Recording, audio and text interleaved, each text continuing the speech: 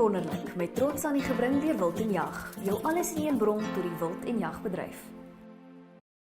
Dis tyd vir Wild en Wonderlik, Wild en Jag.tv se weeklikse nuusprogram. Moenie vergeet om jou Januarie uitgawe te geniet hierdie feesseisoen nie. Ons bring vir jou 'n lusmaker van Februarie se uitgawe. Ons hervat ook ons gesprek met Tolly Jordaan, waar ons vertel hoe sy jagbedryf deel geword het van sy boerdery.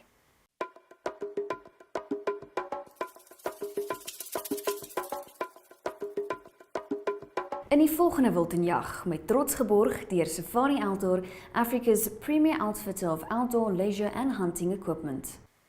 Willem Botha vertel van sy Hartman zebra jag op 'n 15.000 hektaar plaas.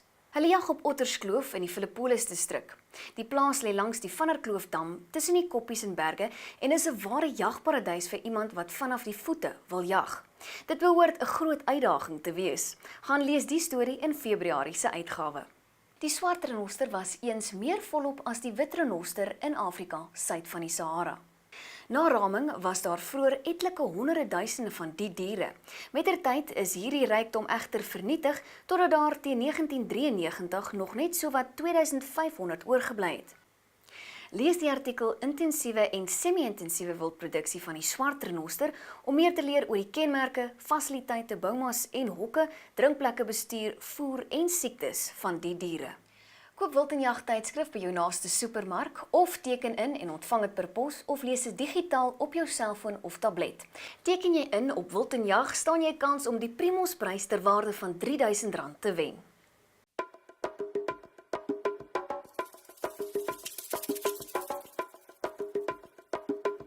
In gesprek met is Annie gebring deur Barlow World Toyota.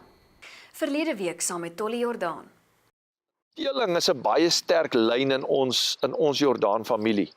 En ek het so geluister vir hom en ek het half gelag eintlik, want in die boerbokbedryf, die oomblik as jy 'n breinbok kry, is dit 'n prul.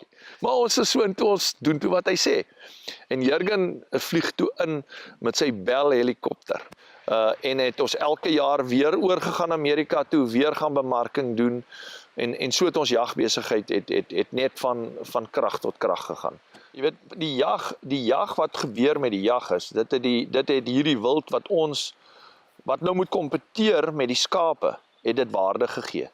So, my pa was baie daarvoor, laat ons die getalle bietjie opbring. Want ons mag geld uit. Hy het gesien, daar is 'n waarde in. En dit is wat baie goed is in Suid-Afrika, is dat die wild in Suid-Afrika en in Namibië, en ek dink is die enigste 2 lande in die wêreld, waar die wild aan die boer behoort, wat op die plaas is.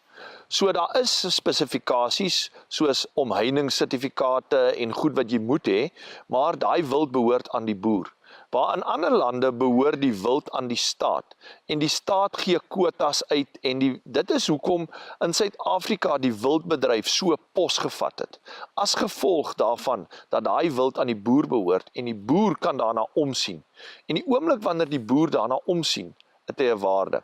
So in 94 het ons Amerika toe gegaan en ons het begin met die trofeejag. En die trofeejag is 'n absolute fantastiese jag. Ek het nog steeds geboer soos normaal. Ek het altyd gesien dat die trofeejag vervang my stoetbesigheid. Waar my pa al die jare in die merino stoetbedryf was, het ek nou my eie stoetery gehad. Ek het nie my stoetery tot niet gemaak nie, maar ek het my eie stoetery gehad, maar ek het nie meer gegaan en aan skoue gaan deelneem nie, en ek het nie sulke goed gedoen wat my tyd gevat het nie. Waar my tweede werk was die jagbesigheid gewees. So ons het gejag, maar ons het nog steeds geboer op dieselfde grond. Daar was geen verskil nie.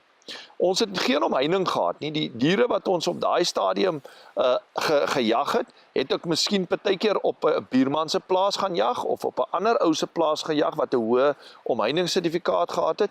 So ek het wild uitgekoop, trofeejagters, trofee wild uitgekoop en hulle gejag. So het ons eie besigheid ontwikkel.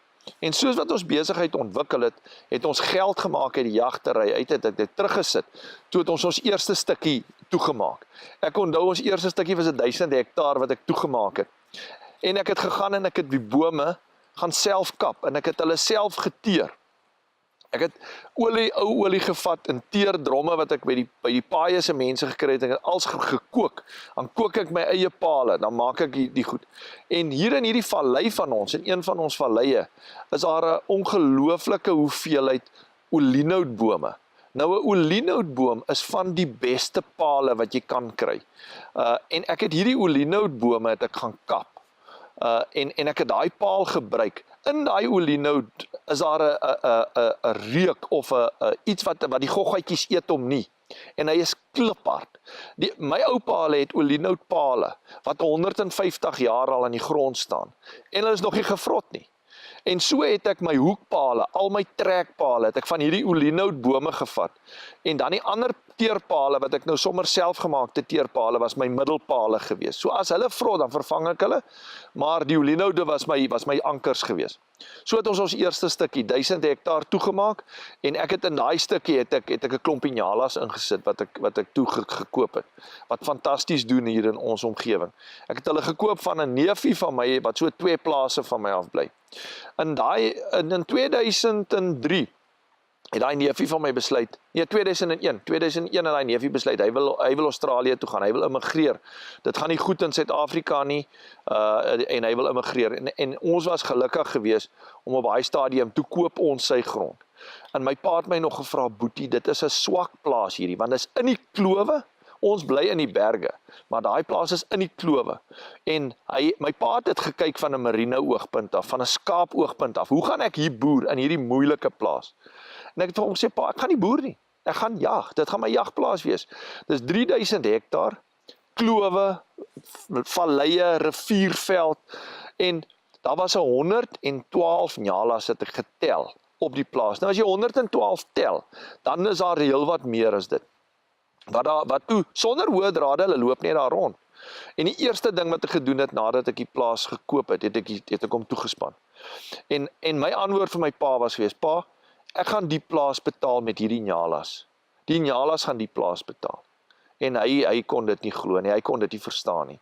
Maar op daai stadium het ons $2000 per nyala bil gekry, trofeebil gekry wat ons geskiet het, en die Amerikaners het dit betaal. En die rand was toe gewees hier rondom R4 na R5 toe, was die rand gewees, wat 'n ongelooflike hoeveelheid geld was. Dit was net so goed soos wat, baie meer wat my pa van sy stoetramme gekry het. Vir sy merino ramme. So dit is my stoetery, dit is hoe ek daarna gekyk het. Ek het gekyk dat my jagbesigheid is my stoetery. Ons was baie bevoorreg en dit het baie goed gegaan en ons besigheid het uitgebrei. En soos wat ons besigheid uitgebrei het, het ons goed bygesit. Soos ons het 'n taxidermie besigheid beginne. So ek wou die waardeketting wou ek so lank as moontlik maak. So ons het die kliënte het ingekom, ons het hulle hier laat jag, hulle het by ons gebly, ons het hulle kos gegee, ons het getrofeejag, ek het jong boertjies in die omgewing wat professionele jagters is, het ek ingehuur. En dan het hulle kom jag saam met my. Want ek kon nie alles meself doen nie, ons besigheid het net te groot geword. En so het ons die taxidermie besigheid toe begin. Wat toe net die been verleng het, en dan voer ons die klaar opgestopte dier, voer ons dan uit Amerika toe. Wat vir ons baie goed gedoen het. So het ons besigheid aangegaan en ons het toe hierdie grond gekoop, waar hierdie nyalas in is. En daarop daai plaas se naam is Buffelsfontein. En ek het gaan naslaan, hoekom is die plaas se naam Buffelsfontein? En daar op die plaas is 'n fantastiese fontein, wat hy gooi so groot pyp vol water. En my oupa se neef was TB Jordaan gewees. Dit was sy grond gewees en hy was 'n fantastiese boer gewees. En hy het hierdie fontein het hy gepyp en hy het dit in lande ingesit met selfdrukspreiers en als. En ek het nou net daai besigheid, toe ek het plaas koop was niks gewerk nie, maar toe het ek dit als gaan regmaak en so. En so het ons besigheid net groter en groter geword. En een storie wat vir my baie belangrik is in ons geskiedenis was hier in 2003, 2003, toe begin hulle die plase oorvat in Zimbabwe. En Mugabe het daai malstreek van hom gekry en hy die plase begin vat. Toe hy dit begin doen, toe is ons almal negatief. Ek self was negatief geweest. En so het ek met bevriend geword deur die bokke wat ons toe uitgevoer het, die boerbokke wat ons uitgevoer het Amerika toe, het ek bevriend geword met 'n ou met die naam van Don Smith. Hy was 'n boerbokteeler in Amerika. En elke jaar as ek oorgaan, dan gaan kuier ek vir Don. En hy het my gekry om kursusse te kom doen in Amerika, boerbok kursusse. Ek Ek het 4 maal hulle nasionale kampioenskap skoue gaan beoordeel. Ek het beoordelaars opgelei in die boerbokbedryf daar. So dit was fantastiese tye vir my, want dit het goed gegaan. Emosioneel was ek op 'n goeie plek gewees van my lewe gewees. Ek het belangrik gevoel, want ek het dit gaan doen in Amerika. En so het ons ontwikkel, en ek en Don het baie goeie vriende geword. Don het nie 'n kind of 'n kraai nie. Hy's 'n ou man. Hy het niks regtig waar behalwe sy besigheid en sy bokke en sy passie was sy besigheid. En toe hulle die plase so begin vat hier in Zimbabwe, toe sê Don vir my, Tolly, verkoop jou goede in Suid-Afrika, man. Dan kom jy Amerika toe, dan kom bly jy hier by my, dan doen ek en jy hierdie boerbok besigheid saam, en jy sorg vir my totdat ek oud is, ek vat jou as my kind, en dan kan jy al hierdie hele besigheid erf. Nou die plaas is in Brownwood, Texas, en Don het ongelooflik baie olie op die grond gehad, en natuurlike gas op die grond gehad. Hy was 'n multimiljonair, en hy het geen kind of kraai nie. En hier offer Don hierdie hele estate vir my. Hoe aantreklik is dit nie? Ek meen absoluut aantreklik vir 'n jong man wat in die vleur van sy lewe is. Ek het 3 seentjies, en Don offer dit. Hy sê, bring jou hele familie, julle kom bly by my, ek gee vir julle alles. Yes, en dit was vir my iets wat ek moes dit doen. En vir 3 jaar lank het ek gecommute, heen en weer gegaan. Dan is ek 'n maand in Amerika, dan doen ons embryo spoelings, dan kom ek huis toe. Dan is ek weer by die huis, dan gaan ek aan met die jagbesigheid, en ek gaan aan met ons boerdery, en dan is ek weer 'n maand in Amerika, wanneer die oeye lam, dan is ek weer daar, want hulle het nie die arbeid om dit te doen nie, so ek het self die oeye gaan laat lam, ek het self die oeye skoue toegevat, ek het hulle voorberei vir die skoue, en so het ek vir 3 jaar het ek dit gedoen, en in daai 3 jaar, het ek baie met die Here geworstel, gesê, Here, moet ek Amerika toe, moet ek hier bly, en ek het nie meer drome gehad vir Suid-Afrika nie, want Suid-Afrika het nie 'n toekoms gehad nie, want ons gaan ons plase verloor, want dit is wat besig is om te gebeur in Zimbabwe, en ek moes 'n besluit neem, wat gaan ek doen? En ek en my familie, Karen en die kinders het gesit om 'n tafel, en ons moes 'n besluit neem, ons baie daaroor gepraat, en een aand, terwyl ek in Amerika was, het ek met 'n droom wakker geword, en die Here het net vir my duidelik gewys, Tolly, ek het jou nie in Amerika nodig nie. Jy moet teruggaan Suid-Afrika toe, jy moet weer begin droom, jy moet jou plaas gaan regmaak, wat jy gelaat tot niet gaan het, want ek het nie 'n draad reggemaak nie, want hulle gaan ons plase vat.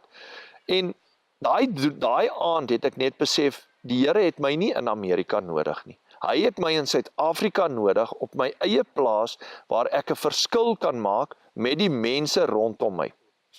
So, dit was op daai stadium was dit al hier na 2004 toe. 2004 gaan ek na Don toe sê ek vir hom, Don, ek kan nie jou offer aanvaar nie. Ek is jammer. Dit is 'n fantastiese offer, maar ek kan dit nie aanvaar nie, want ek het 'n visie gekry dat ek moet 'n verskil maak op my eie plaas in Suid-Afrika. En so het ek teruggekom, en ek het van daai tyd af, het ek begin 'n Bybelstudie doen met my mense elke oggend. Ons het werklik waar 'n verskil in hulle lewe gemaak, en ek het gegaan en ek het al die grond wat op daai stadium in my naam was, het ek gaan uithaal. Ek het dit als in 'n trust ingesit. Ek het gegaan en ek het vir die Here gesê, Here, hierdie grond is jou grond. Ek is van nou af net 'n bestuurder op hierdie grond. Ek is nie die baas nie, ek is net 'n bestuurder vir 'n tyd. En dan sal dit een van my kinders wees wat 'n bestuurder gaan wees op hierdie grond. Maar ek gee hierdie grond terug vir jou. As hulle die grond vat, het ek vrede. En weet jy, dit is wonderlik, as jy daardie innerlike vrede in jou hart het, en jy kan sê, dis nie myne nie. Dan verander jou uitgangspunt, totaal en al. Alles verander. En alles het vir my verander. Alles wat ons gedoen het die Here geseën. En omdat die Here dit geseën het dit goed gegaan. Ons besigheid het vervierdubbel. Die ding het net van krag tot krag gegaan. Ons het kliënte gekry. Dinge het ontsettend goed gegaan. En so het ons besigheid stappie vir stappie, het ons meer in die wildbedryf gaan belê.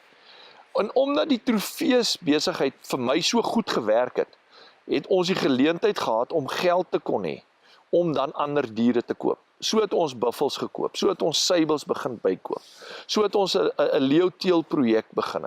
En so het ons van hierdie diere wat vroeër jare hier by ons gewees het ons weer begin terugbring. En ons het hulle weer terug op die plase gesit.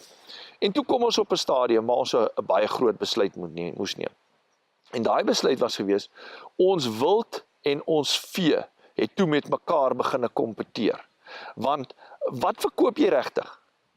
Wat verkoop 'n boer regtig? 'n Boer verkoop die gras wat op sy plaas is, of die lucerne wat op sy plaas is. Dit hang net af deur wat hy dit verkoop. Nou in daai geval, in my situasie, het ek dit verkoop deur 'n trofeedier, wat vir my baie goeie geld ingebring het, deur mense wat by gebly het daar, wat ons verblyf verkoop het, en natuurlik deur lewendige diere, want toe het die lewendige verkope van diere het beginne optel. En so het ons beginne meer wild vang en verkoop. En ek en Karen het gaan sit. Karen is 'n boekhouer, so sy is baie ingesteld op die somme. En sy hanteer die hele kantoor vir ons. So ons het 'n fantastiese verhouding. Sy werk binne en ek werk buite. So 'n lekker verhouding en ek weet dinge sal reg wees, want Karen sal dit reg doen. Maar ons moes gaan sit en gaan somme maak. En vir ons was dit absoluut die maklikste besluit om te neem om te sê, ons moet van ons vee begin verkoop. En ons moet ons vee minder maak, want ons wildgetalle is te hoog. In ons laaste program saam met Tolly Jordaan. Jy weet byvoorbeeld, ons praat van skaars diere. In vandag se tyd, wat is skaars diere? Toe het ek 300 koeie verkoop, en my inkomste uit daai 300 koeie was 1,2 miljoen rand. En vir daai 1,2 miljoen rand kon ek 6 buffels koop. Ek verkoop gras. Ek verkoop gras deur 'n kleurvariëteit wat ek voor 300 en 400 000 rand voor kry. Weet jy hoeveel geld is dit? Om op te som, jy weet, ons besigheid het so goed gedoen in hierdie wildbedryf. Ons is so dankbaar, want ek onthou ons kom uit 'n skaap agtergrond uit. Moenie vergeet van ons webtuiste wildenjag.tv nie. Daarop kan jy verskeie artikels lees oor die wild en jagbedryf en na verskeie van ons aanlyn programme kyk. 'n Voorspoedige nuwe jaar vir al ons kykers. Totsiens.